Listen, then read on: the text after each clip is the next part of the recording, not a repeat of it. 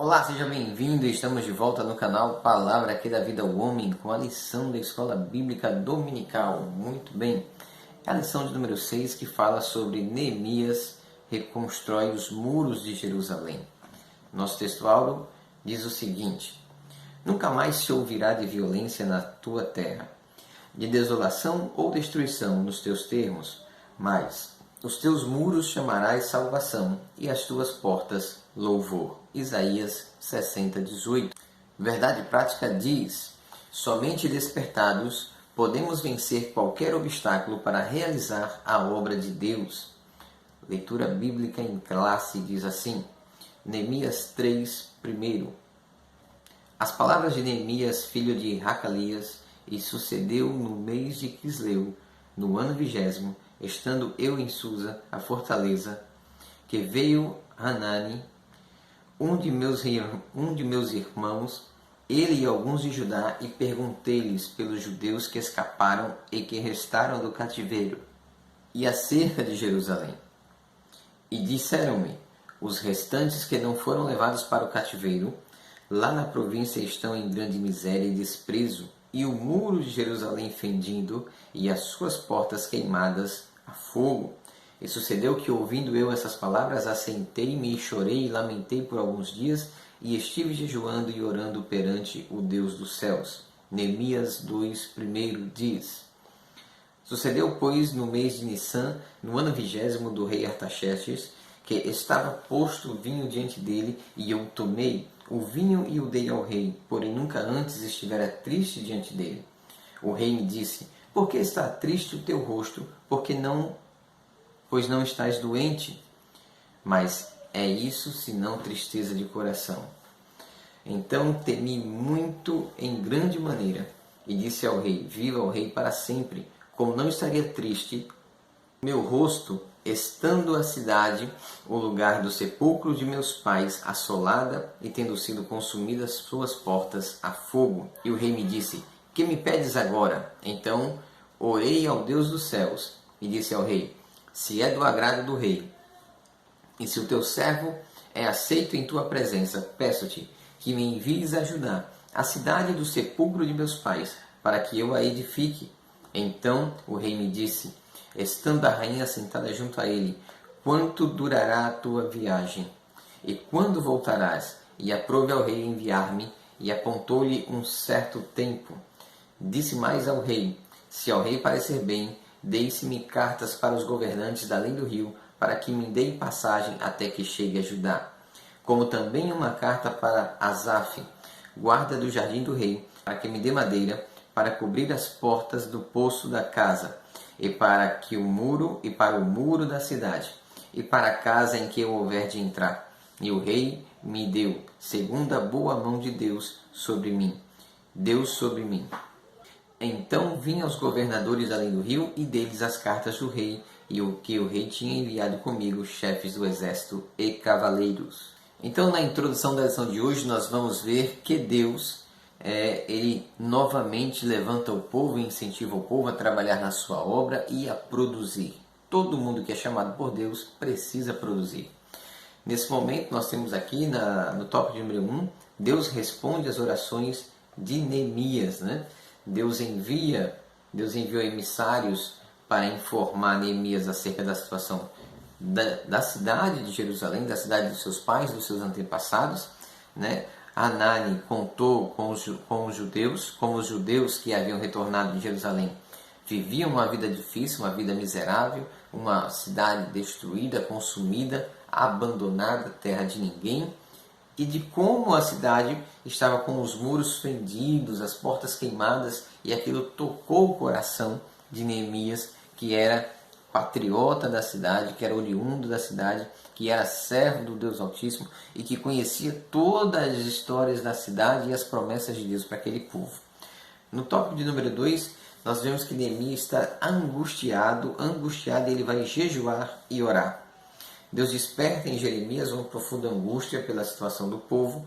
Ele vai orar a Deus, vai pedir direção a Deus, vai pedir sabedoria, vai pedir entendimento para saber o que fazer e como fazer para poder ajudar de alguma forma o seu povo.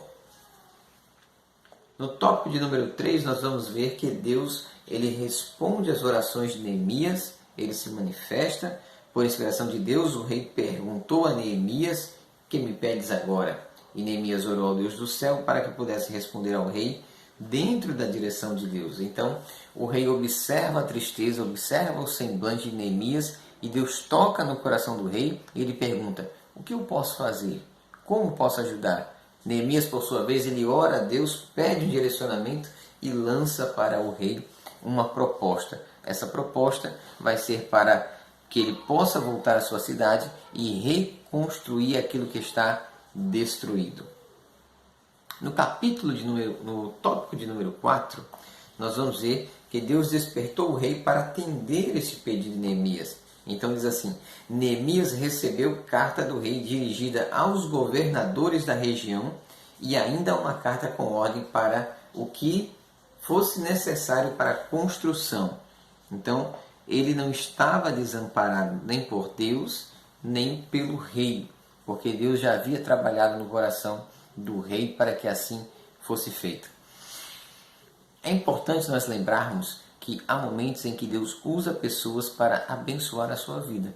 Deus usa pessoas para te ajudar, Deus usa pessoas para te socorrer e Deus usa pessoas para te abençoar, sendo assim a vontade dele, dentro daquela oração que você fez, se aquela oração também está dentro dos propósitos de Deus. Síntese do tópico 1. Temos um Deus que ouve e responde às nossas orações. Contudo, é importante nós lembrarmos que nada é do dia para a noite, né? Leva-se tempo, é um processo. As coisas não acontecem do nada. Tudo é um processo. No tópico de número 2, Neemias chega a Jerusalém. O primeiro subtópico diz assim: Neemias faz um levantamento da real situação do muro. Veja, Neemias ele sai à noite, leva poucos homens com ele e não diz nada a ninguém sobre o que de fato ele queria ver. Tem um ditado que o povo gosta de usar e eu vou até usá-lo aqui também. Você quer que tudo dê certo naquilo que você planejou, naquilo que você organizou? Ótimo. Conte nada a ninguém não. Fique calado. Não diga nada, não divulgue nada, porque você não sabe quem é a pessoa, você não sabe se ela é amiga ou inimiga. Então, pense, planeje e fique em silêncio. Regrinha de sucesso. Pense, planeje e fique em silêncio. E deixe o resultado aparecer. Quando o resultado aparecer, você diz: não, isso foi um planejamento que Deus me deu e eu fiquei calado. E agora está aí, aconteceu. Então Neemias ele faz exatamente isso, tá certo? Segunda coisa, Neemias declara a sua intenção de reedificar os muros. Depois que ele avaliou, viu a situação real, o que realmente era necessário fazer, ele diz agora, ó, tendo se inteirado da verdadeira situação dos muros de Jerusalém, Neemias convocou os judeus, os nobres, os magistrados e todos que faziam a obra a juntos reedificarem os muros. Veja, o líder, ele não faz só. O líder precisa de auxiliares, de adjuntores, de pessoas que o ajudem, de pessoas que levantem os braços, de pessoas que se mexam, de pessoas que se mobilizem. Ninguém, absolutamente ninguém, faz nada só. Então nós precisamos de pessoas que queiram trabalhar e que queiram ajudar. Neemias ele vai atrás dessas pessoas, tá bom? Ele vai correr atrás dessas coisas e ele vai conseguir ter sucesso. Síntese do tópico de número 2, com a bênção de Deus e a permissão do rei, Neemias chegou à cidade de Jerusalém. Muito bom. Então ele consegue chegar à cidade de Jerusalém. Tópico de número 3, Neemias inicia o levantamento dos muros.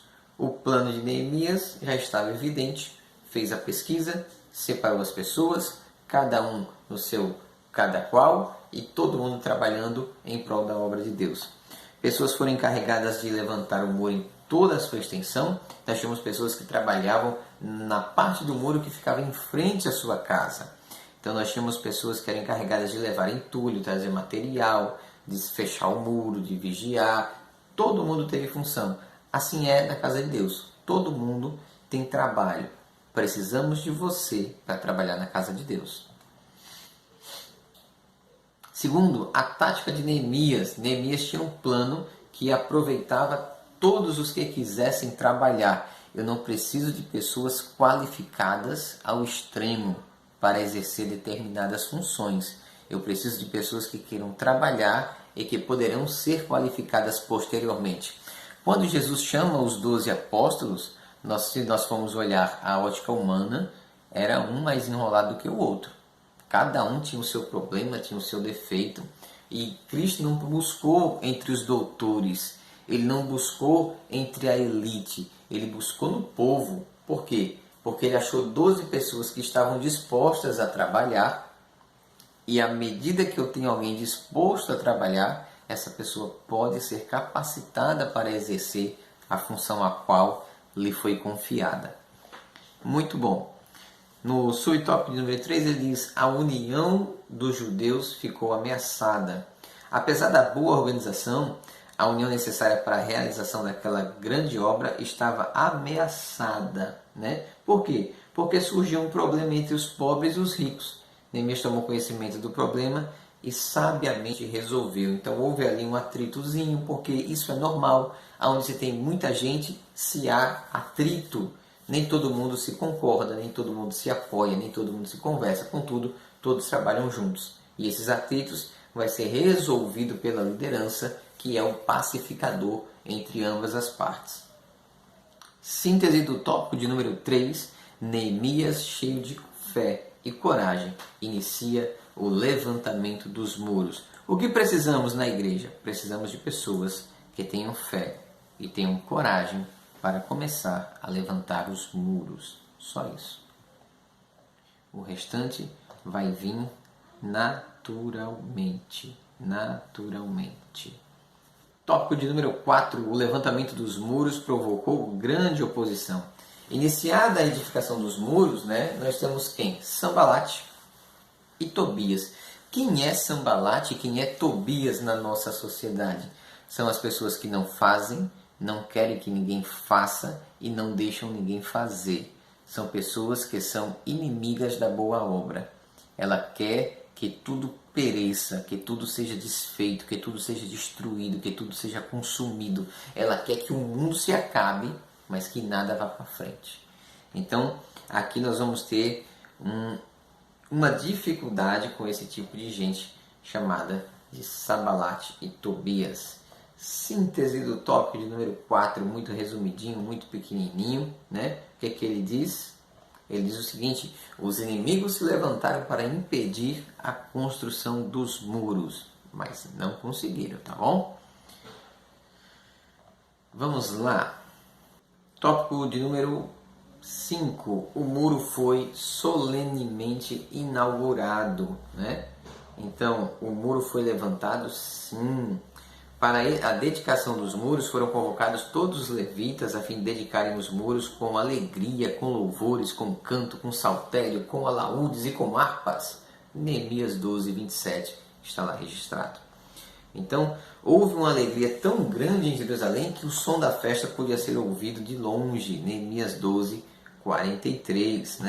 Foi um ato fantástico, maravilhoso, muito lindo de se ver. Resumo deste tópico: Deus deu vitória ao seu povo e os muros foram solenemente inaugurados. Tópico de número 6. Os muros trazem ensino simbólico importante. A Bíblia fala de salvação como um muro. Nós temos aí algumas alegorias, algumas metáforas, algumas linguagens, figuras de linguagens. Então a Bíblia fala da salvação como um muro. Aos teus muros chamarás salvação e às suas portas louvor. Isaías 60, 18.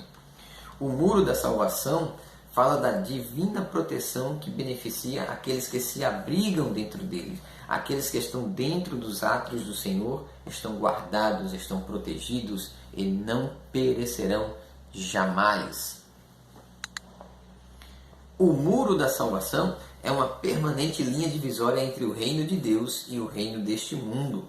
Então, no reino do homem, Nós temos limites, temos fronteiras, temos barreiras, temos divisões, mas o muro da salvação, ela apenas separa o crente salvo do mundo.